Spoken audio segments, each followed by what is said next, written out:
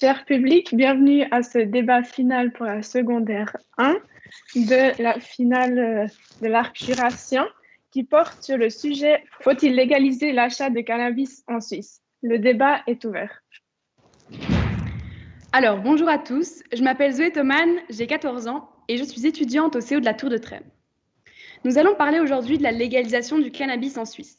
C'est une drogue douce, dérivée du chanvre indien, consommée pour ses propriétés psychotropes. Le cannabis, contrairement à la CBD qui est en Suisse légale, possède un haut taux de THC. Il a été décriminalisé depuis 2013, c'est-à-dire que celui ou celle qui est attrapé est puni d'une amende de 100 francs seulement s'il ou elle possède plus de 10 grammes. Il n'y a pas de poursuite pénale en la matière. Ce débat refait surface périodiquement depuis les années 2000 dans notre cher pays. La majorité des initiatives à ce sujet ont été rejetées par la population suisse. Plusieurs pays européens ont déjà entrepris une démarche similaire, comme par exemple les Pays-Bas, qui ont décriminalisé le cannabis dès 1976. La Hollande n'est pas la seule. L'Uruguay, certains pays d'Amérique latine, comme le Chili, la Colombie ou le Mexique, s'engagent aussi dans une forme de légalisation du cannabis. En Suisse, malgré son interdiction, actuellement on compte 250 000 consommateurs, dont 60 000 quasi quotidiens. Ce débat fait encore plus sens dans une école, car selon des études suisses, environ un écolier sur 8 de 15 ans a déjà consommé du cannabis. À mon sens, il est donc primordial d'agir pour la santé des générations futures. Comme l'a cité Alain Berset lors de la session de l'ONU dédiée aux stupéfiants à New York, l'humain et non la drogue doit être placé au centre de nos préoccupations. C'est pourquoi en Suisse, depuis 25 ans, on applique la politique dite des 4 piliers, basée sur la prévention, la thérapie, la réduction des risques et la répression. La légalisation soutiendrait activement ces 4 piliers. Aujourd'hui, je suis donc pour la légalisation du cannabis, qui posséderait un taux supérieur de 1% de THC en Suisse. Et je vous souhaite à tous un excellent débat. Alors bonjour à tous, donc comme j'ai dit tout à l'heure, je m'appelle Charlotte Suard, j'ai 15 ans et j'étudie au CO de la Tour de Trêve. Aujourd'hui, nous allons parler du cannabis. Faut-il légaliser l'achat du cannabis en Suisse sur les doses en dessus de 1% de tétrahydrocannabinol, c'est-à-dire le THC? Tout d'abord, il faut savoir que le cannabis ne crée pas de maladies, mais il les développe. C'est-à-dire qu'il faut déjà avoir les précurseurs dans le cerveau ou quoi que ce soit. Et ensuite, en consommant du cannabis, cela va le développer. En Suisse, 4% de la population consomme du cannabis, dont 7,8% sont des jeunes de 15 à 19 ans. Dans les années 90, il y a eu une grande augmentation de la consommation du cannabis. Depuis les années 2000, et voire de 2000 à 2002, la situation est stable. D'autres pays, comme le Pays-Bas et la Hollande, ont déjà légalisé l'achat du cannabis. Pour ma part, je suis contre cette initiative.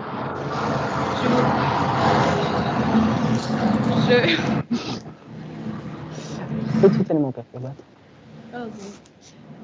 Donc pour ma part, je suis contre et je vous souhaite un bon débat à tous. Merci.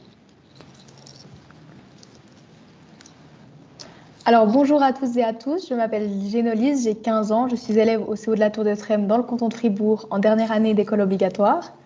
Aujourd'hui, mes camarades et moi allons débattre au sujet de la légalisation du cannabis en Suisse. Le cannabis est une plante cultivée depuis longtemps par les hommes. De nos jours, elle est utilisée de plein de différentes manières. Par exemple, elle nous fournit en huile, en papier, en combustible, en matériaux de construction et en vêtements. Mais on la connaît avant tout pour ses vertus médicinales ou pour sa consommation à des fins purement récréatives. Le cannabis a une incidence directe sur l'organisme. Il est ressenti principalement comme agréable. Il modifie la perception et diminue la sensibilité à la douleur. Cependant, le THC, qui est une molécule présente dans le cannabis, provoque des effets psychoactifs négatifs, comme des changements d'humeur, de l'angoisse, le sentiment de perdre le contrôle et des troubles de la mémoire. C'est pour cela qu'il est considéré comme stupéfiant et est donc à l'heure actuelle interdit en Suisse, sauf sous certaines conditions. En effet, si le taux de THC qu'il y a dans le cannabis consommé est de moins de 1%, ou s'il est prévu à usage médical, il peut être alors autorisé. Le cannabis a déjà été légalisé dans certains pays comme l'Allemagne, l'Espagne, le Canada et certains États d'Amérique. Alors, est-ce au tour de la Suisse? Je pense effectivement que oui. et je défendrai cet avis lors de notre échange. Je vous souhaite à tous et à tous un excellent débat. Bien le bonsoir. Je me présente pour meubler un peu et pour peut-être atteindre les 2 minutes d'introduction car vous commencez gentiment à me connaître. Je m'appelle toujours Tanguy Corral, j'ai toujours 15 ans, j'étudie toujours au magnifique cycle d'orientation de la Tour de Trême. Je suis toujours célibataire depuis tout à l'heure. Et si je suis en face de vous aujourd'hui, vous parler dans votre ordinateur tel un présentateur météorologique mal coiffé, c'est pour débattre sur un sujet qui m'intéresse tout particulièrement, car il titille mon intestin grêle de par mon côté politicien dans l'âme, très certainement. Il s'agit de la légalisation du cannabis en Suisse. Alors tout d'abord, qu'est-ce que le cannabis, me demanderez-vous, chers membres du jury et autres adolescents attentifs et non instruits? Il s'agit d'une herbe du règne des Plantae, de la famille des Cannabaceae, du clade du noyau des dicotylédones vrais et de l'espèce des Cannabis sativa. Alors j'ai rien compris à ce que je viens de dire. Toujours est-il que cette plante est le plus régulièrement utilisée comme moyen psychotrope hallucinogène et à usage bien trop souvent récréatif et addictif par la même occasion. Je vais donc aujourd'hui vous expliquer au travers de ce débat pourquoi il ne faut absolument pas que cette substance aussi illicite et addictive que dangereuse et infecte soit légale sur le marché libre.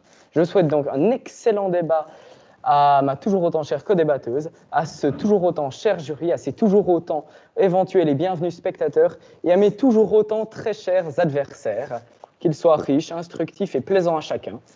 Je n'ai plus rien d'autre à dire. Bon débat. Alors, pour commencer ce débat, je suis contre parce que je pars du principe que l'État doit protéger les personnes. Alors, je pense justement qu'en légalisant le cannabis, il y a une forme de protection qui va se mettre. Déjà, car ça va stopper une partie du marché noir. Et on sait que le marché noir amène des violences, aussi une qualité assez suspecte, car on n'a pas de preuves. La qualité du cannabis n'est pas souvent contrôlée. Le cannabis peut être coupé avec certaines choses, comme par exemple du tabac, qui va rendre justement, parce que ça, j'aimerais le dire aussi, Tanguy, dans ton introduction, tu as dit que c'était assez addictif. Mais ce qui rend addictif, ce n'est pas forcément le THC ou le cannabis en lui-même, mais c'est par exemple le tabac avec lequel on va le rajouter. Et il va être coupé avec du tabac ou avec du sucre, le sucre qui est extrêmement mortel, mélangé à du cannabis. Et donc pour moi, effectivement, légaliser rendrait une certaine sécurité à la population. Je suis complètement d'accord. Je ne suis pas d'accord du tout. La qualité du produit sera meilleure. On aura une certaine maîtrise du THC par l'État. On aura aussi une meilleure maîtrise du produit, une vue d'ensemble du produit.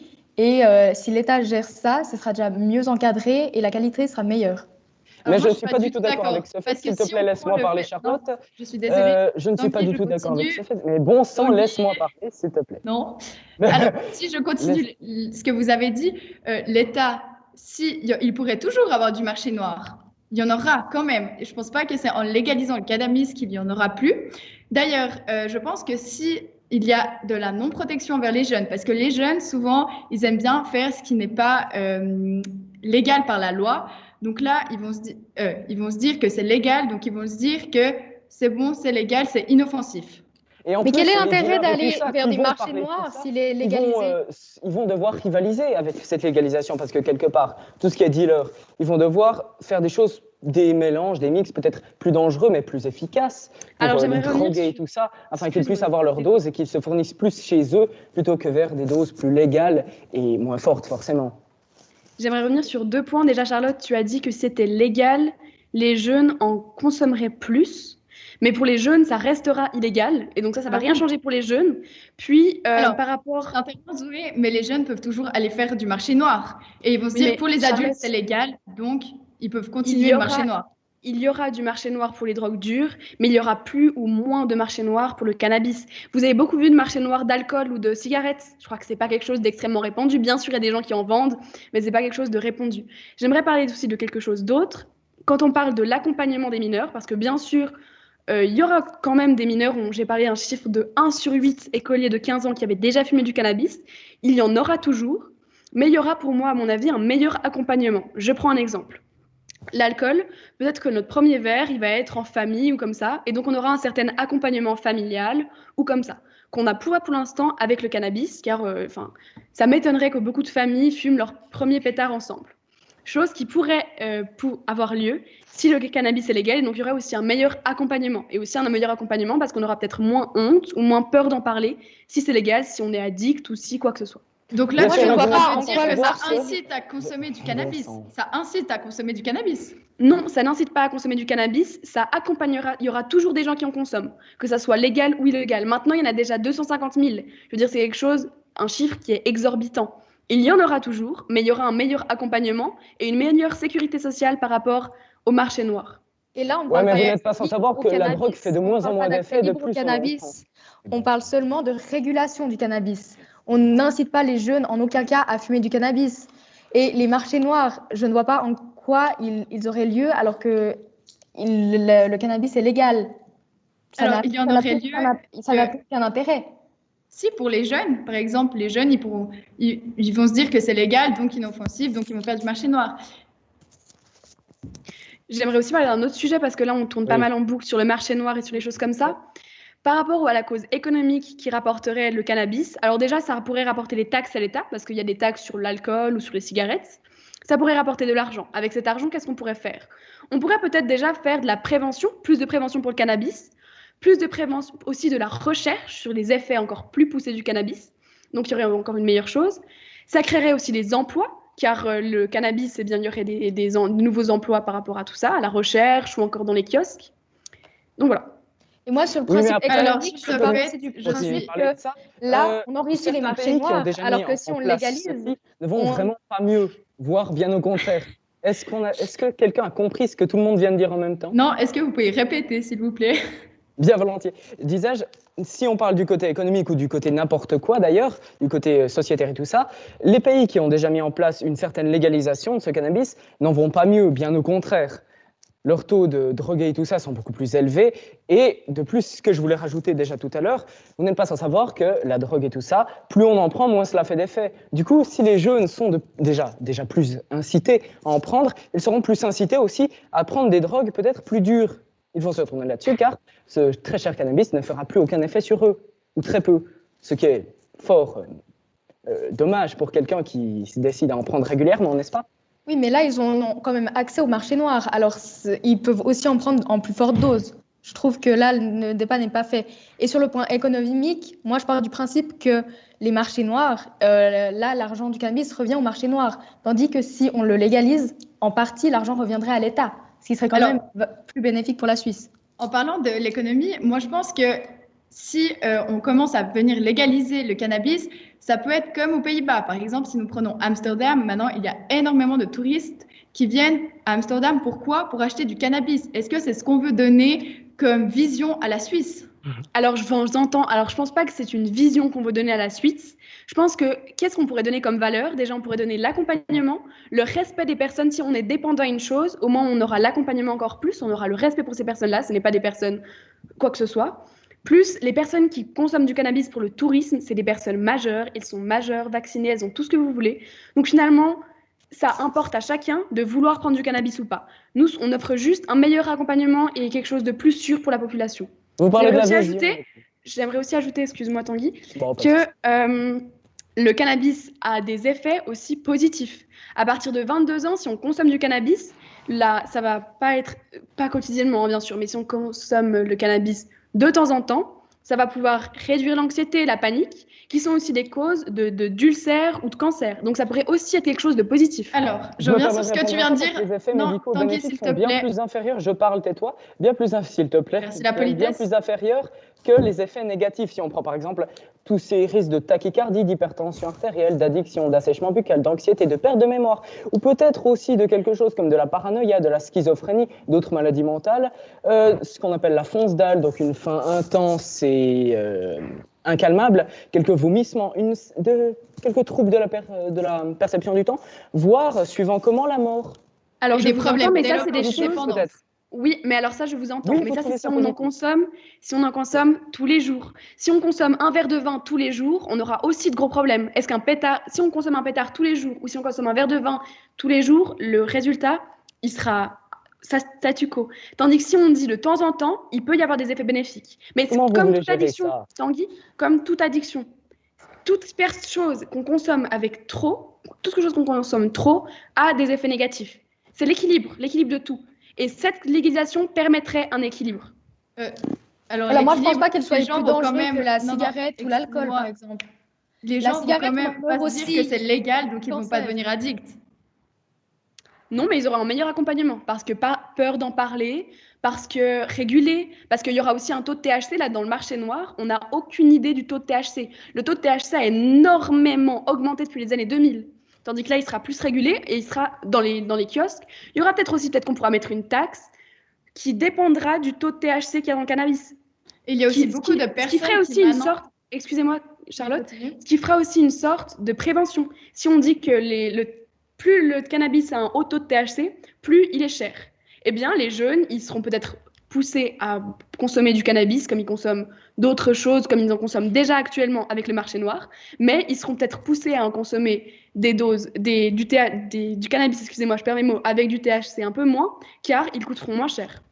Alors moi, je reviens sur ce que tu as dit tout à l'heure. Je pense que si le cannabis est légal, il y en a beaucoup de personnes qui vont devenir addicts, entre guillemets, qui vont en consommer beaucoup plus. Vu que c'est légal, ils vont se permettre. Alors, je pense Il y qu'au aura début, aussi beaucoup plus de problèmes alors peut-être dans qu'au la début, santé des personnes. Tout à fait. Mais Mais pas pas que forcément. d'ailleurs. Pas forcément. Je suis pas tout à fait Mais d'accord il avec y en ce que tu as aura. dit. Je pense qu'il y en aura forcément. Il y en aura Une forcément, personne c'est de 15 certain. ans qui arrive à se procurer du cannabis, à mon avis, on peut s'en procurer la dose que l'on souhaite. Il est illégal maintenant, mais ça ne veut pas dire que maintenant, on en consommerait moins que si on le légalise. Je trouve. Les gens Si on sont prend l'exemple moi, des je pense que pays, oui, les gens, quand même. la majeure partie des gens, s'ils sont bien éduqués, ne font pas les choses illégales. Et d'ailleurs, en parlant de l'éducation et tout ça, on apprend aux enfants, quand on en vient toujours à parler de ce fameux sujet des drogues et tout ça, plus ou moins dur, eh bien, on leur apprend à ne pas en prendre, à ne surtout pas y toucher, parce que ça peut être grave. En légalisation,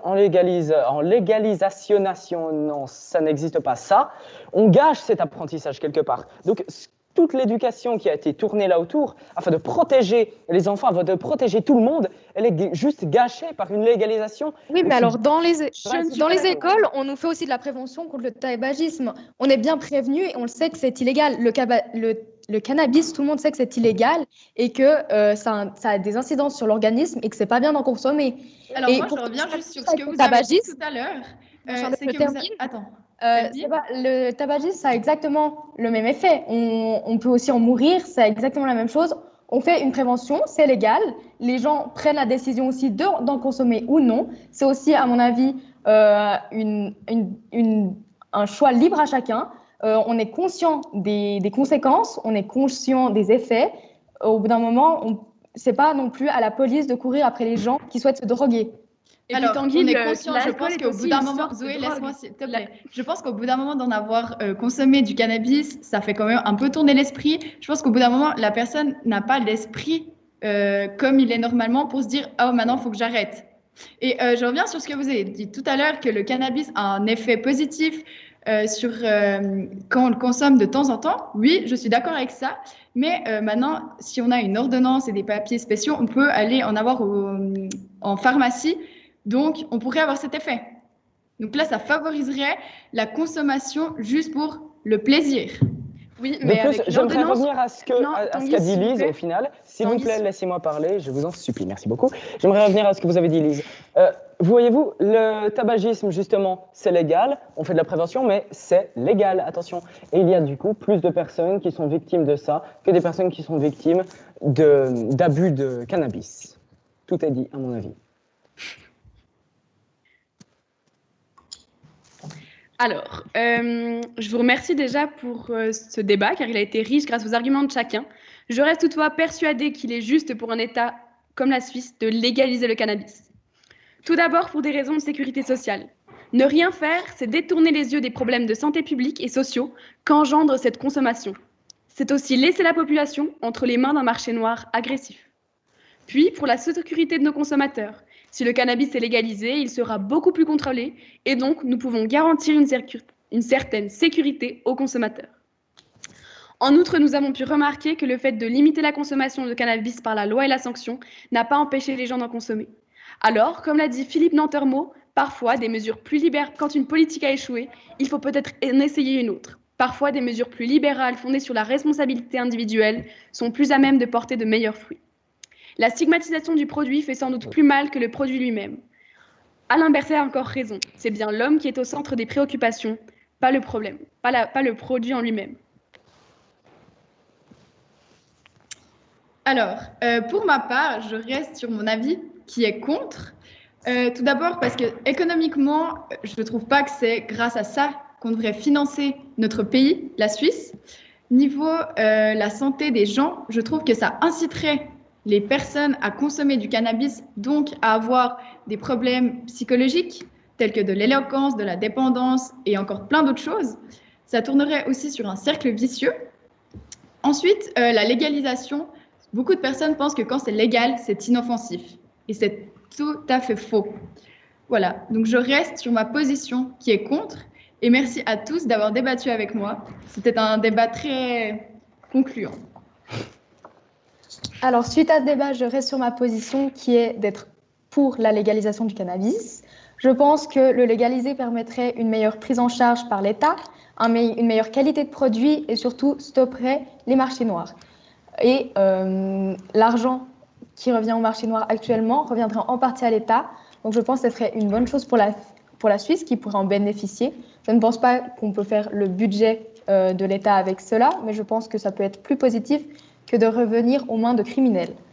Voilà. Merci à tous d'avoir débattu avec moi, c'était un plaisir. En conclusion, je reste, malgré vos dires que j'ai trouvés splendides et convaincants, sur ma position de contre la vente légale de cannabis en Suisse, car en plus d'être dangereux pour la société, elle ne fait qu'inciter nos jeunes à se droguer, à mettre leur vie en danger, et les dealers n'en seront que bien plus dangereux. Et j'en passe.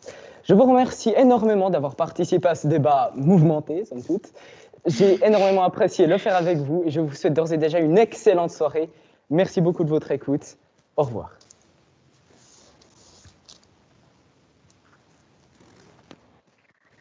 Merci beaucoup pour ce débat final du secondaire 1, débat très animé. Merci beaucoup pour tous vos arguments. C'était très intéressant de vous écouter. J'espère que vous aussi pu en apprécier. Petite question finale à vous. Est-ce que vous avez débattu la juste maintenant qui vous correspond aussi personnellement ou est-ce que vous avez dû changer de côté, dit comme ça? Moi, je crois que je suis assez pour. Enfin, il y a des choses où je suis plutôt contre, mais dans l'absolu, je crois que je débattais pas mal mon opinion. Alors, personnellement, je ne débattais pas mon opinion parce que je suis pour. Alors, moi, je défendais mon point de vue. Personnellement, je n'avais pas spécialement de point de vue sur ce sujet. Les deux points de vue m'allaient ou ne m'allaient pas, suivant certains critères. Donc, on va dire que c'était mon point de vue. D'accord, merci beaucoup.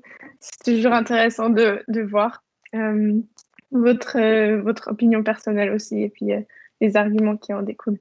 Je remercie aussi le jury d'avoir écouté et puis le public d'avoir assisté à ce débat très intéressant et on se retrouve tout à l'heure. Merci beaucoup. Merci beaucoup. Merci beaucoup. Au revoir. Merci.